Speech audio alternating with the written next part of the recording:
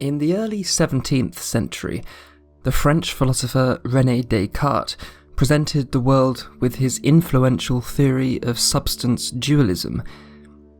This is the idea that mind and matter are separate substances that interact with each other within the human brain. At the time, natural philosophy was dominated by Christianity, and Descartes' ideas would allow us to disconnect the realm of matter from that of the divine, and thus establish an independent physical science. However, the problem of interaction between the two worlds was a great one, for it appeared that any non-physical cause of a physical event would constitute a break in the causal chain, and thus a violation of natural law.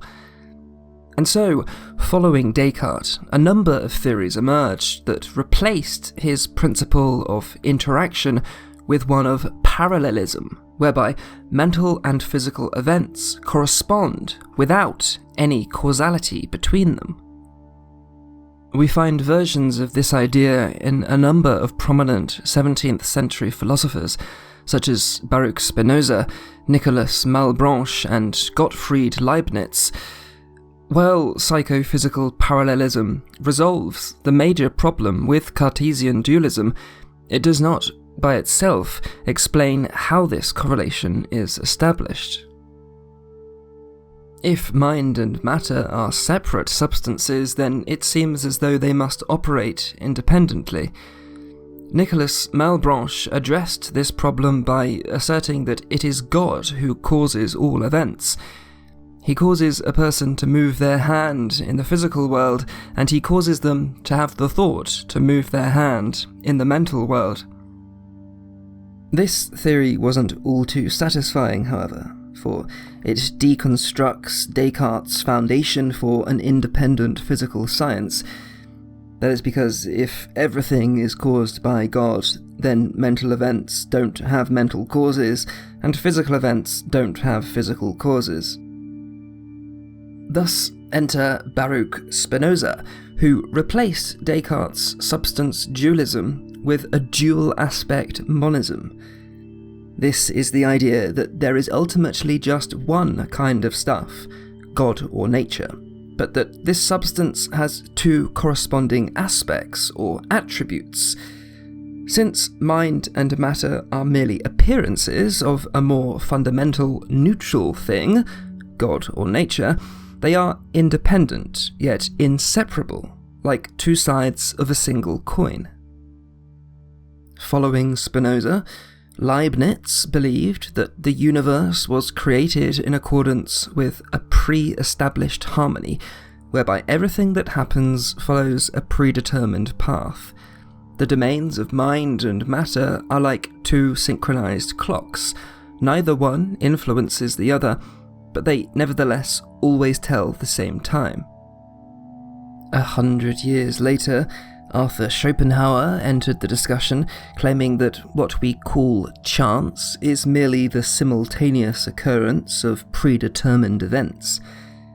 These events are ultimately caused by a transcendental will, which links causally disconnected things in such a way that they come together at the right time, resolving the apparent conflict between the laws of nature and the freedom of the will. Finally, in the early 20th century, psychologist Carl Jung and physicist Wolfgang Pauli developed a theory centered around a particular effect of psychophysical parallelism, which they called synchronicity. Synchronicity is the perception of a correlation between subjective and objective occurrences. These occurrences are acausal, but the sense of meaning betrayed by synchronicities within our lives suggested to Pauli and Jung that they are not mere coincidences, but rather pointed towards a common ground state of reality referred to by them as the psychoid unus mundus, or one world. Note that synchronicity is explicitly not the idea that unrelated events have any kind of occult causal connection, but rather that there is some kind of meaningful psychological connection between events that are genuinely independent.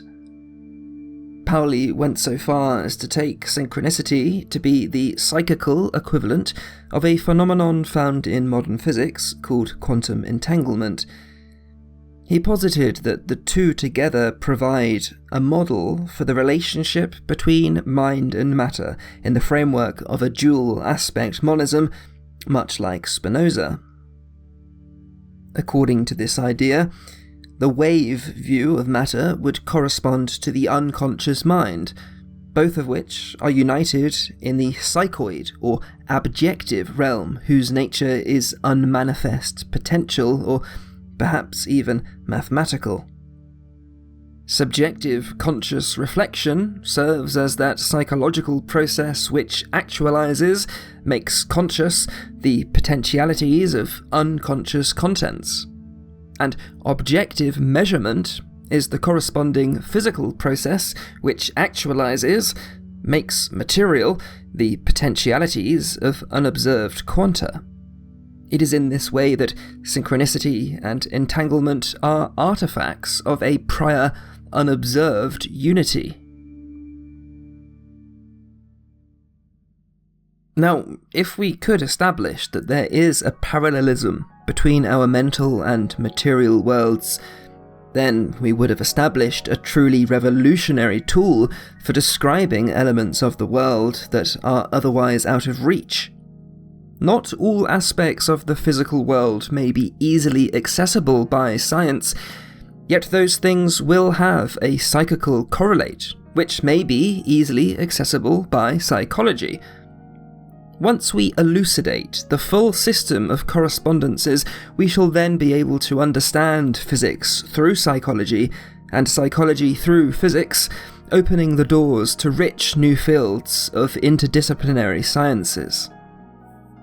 This inquiry would begin at the level of the human organism, with the mind-body connection, and the breakthroughs in medicine encoded into this connection, and emanate beyond it, eventually identifying correlates for both the stars and planets beyond us, and for molecules and atoms within us. This is the only true key to the marriage of science and spirituality. It would be the start of a modern scientific mythology, wherein the ancients anthropomorphized the inert material world. Indeed, there is esoteric significance to psychophysical parallelism beyond the overtly scientific. Carl Jung is noted for his belief that the historical discipline of alchemy was in fact an effort to harness the connection between chemical and psychical processes of transmutation. It was not simply states of matter and metals, according to Jung, that the alchemists sought to transform, but also their own states of mind. We would birth a new dimension of language, one with which the level-headedness of science may commune with those who profess the existence of magic and fate and laws of attraction.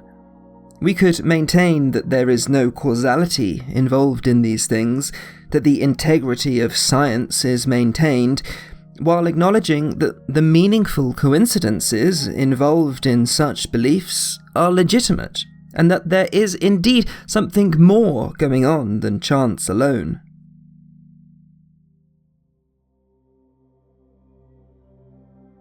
Previously, we discussed what could be called the third choice within philosophical ideology, the middle way between subjectivist idealism and objectivist materialism.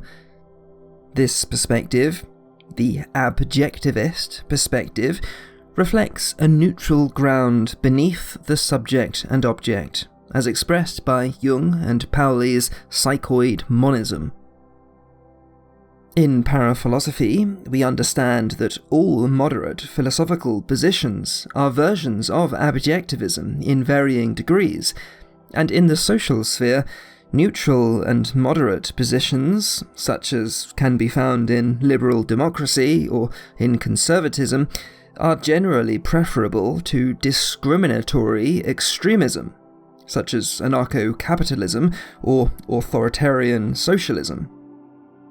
But now, we must make a crucial distinction between pure objectivism, which grounds reality in neutrality, such that mind and matter are mere illusions of the same, and between the dual aspect monism of paraphilosophy, which recognizes that mind and matter are necessary expressions and modalities of the neutral, and indeed that the neutral, objective, depends on duality, having no independent existence.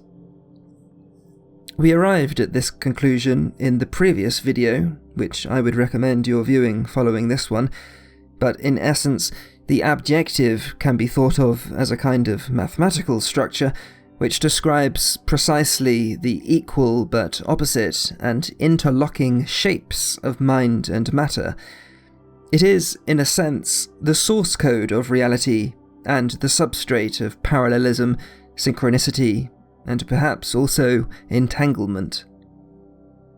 Accordingly, we can begin to understand how moderatism is the trap of objectivism, for it is an attempt to establish neutrality in the absence of duality, which is our greatest delusion, and a rejection of reality in favour of the transcendent.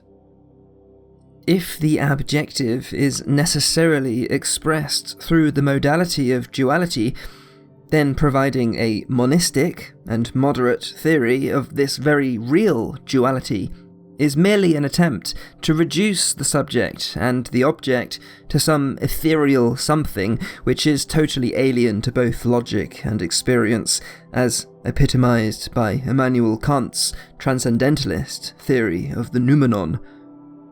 Such must be a vacuous and lifeless theory, which in society leads only towards an absence of both equality and liberty. I repeat my conclusion from the first part of this series: the more moderate the idea, the less true it is, and the more extreme, the truer, provided we admit both extremes of the spectrum into our theory and not just one.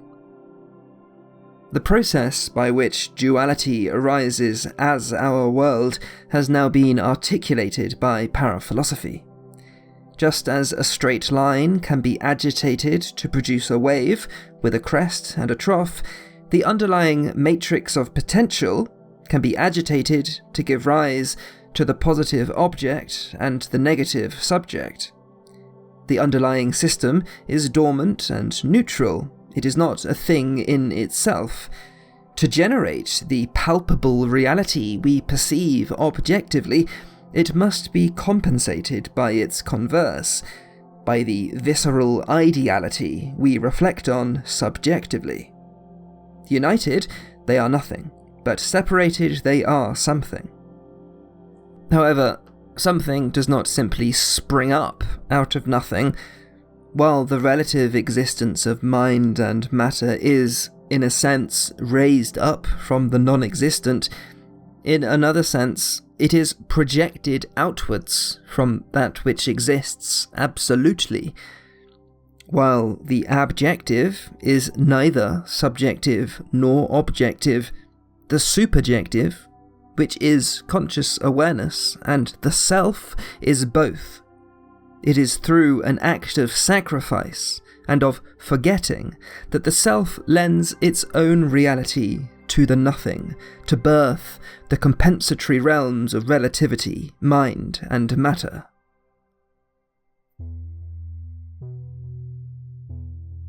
The dialectical matrix is the result of a scientific process. It is both empirical, logical, and intuitive. Paraphilosophy is the self-creation of the dialectical matrix, or to put this more simply, paraphilosophy is the dialectical matrix, when we take this structure as objectively real. Indeed, as the shape that reality is growing into. And if this structure is reality, then the quadrants of the structure are the quadrants of reality. In this way, different philosophical theories are true in regard to their respective quadrants. Now, let us keep in mind this idea of psychophysical parallelism, whereby everything present in the objective world is correlated with something subjective, and vice versa. The objective aspect is quantitative and reductive. It is related to verificationism and positivism, which tell us what is true, but not what is false. That is, the objectivist has ample reasons to believe in his position, but he must not overstep its bounds and attempt to establish its supremacy. He has no grounds to tell his opponents that they are wrong. The subjective aspect is qualitative and holistic. It is related to falsificationism and negativism, which tell us what is false, but not what is true. That is, the subjectivist struggles to make definitive assertions, a fact that objectivists often employ to disparage idealism as just a bunch of woo. But through the comprehensive use of negation, it is able to illuminate rich and powerful structures built purely of negative facts. Indeed, the entirety of language, symbolism, and all meaning-making is founded on negation. And so, just as words and signs are devoid of positive properties, being defined solely by the fact that they do not mean what other words and signs mean, the abstract concept itself, the universal, is also a negative existent. Concepts and qualities are negatively correlated with the physical things they describe, and this is in such a way that the union of a positive physical thing and all the negative ideal qualities adhered to it bring us back to baseline and back to neutrality. They are like two identical shapes, one convex and the other concave. A quality is therefore a literal absence, a subtraction from neutrality. For to extract the positive object from neutral potential, everything that remains must now become negative, something the object is not, and these non-beings form the foundation for qualities. The redness of an apple is the superposition of everything that is not red and not an apple. The sharpness of a knife is the superposition of everything that is not sharp and not a knife. And I note that this implies that the key to understanding quantum mechanics is in fact to be found in psychology rather than solely in physics. So, with this idea, we can understand psychology and physics, and the relation between them is our understanding of metaphysics. What else do you want? Well, how about a science of ethics? The objective world validates moral subjective relativism, which, reflecting the positive aspect, dictates what may be considered right and just. The subjective world validates moral objective absolutism, which, reflecting the negative aspect, dictates what is wrong and unjust. Considered together, nothing is objectively good or beautiful, and so anything can be considered good or beautiful so long as it is not objectively bad or ugly, for the not wrong is defined in terms of the wrong. Naturally then, we find that this combination of objectivism and relativism leads to an ethical theory which, normatively, coincides with the abjectivist position of value pluralism. For this is the consequence of a pre-established harmony. And how about some more? We can infer from paraphilosophy what is the structure of the ideal political system for any point in time, and I have confidence that this will prove to be an incredibly important aspect of paraphilosophy. Now, of course, any practicable political theory requires extreme deliberation, and I am by no means a political theorist. In fact, this is the implication of paraphilosophy I am personally excited about the least, because I'm just not naturally that into politics.